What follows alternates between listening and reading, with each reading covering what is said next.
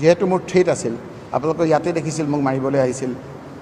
আমি আপোনালোকে নিউজে কৰিছিল আমি ক্ৰীড়া সন্থাত বহি থাকোঁতে।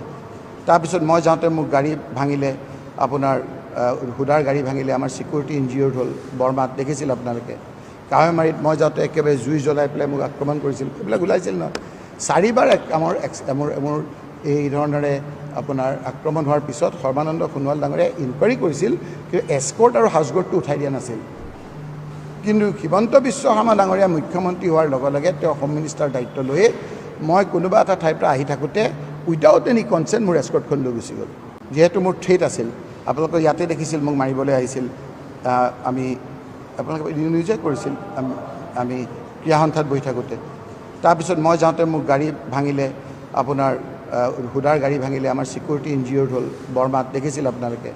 কাৱৈমাৰীত মই যাওঁতে একেবাৰে জুই জ্বলাই পেলাই মোক আক্ৰমণ কৰিছিল।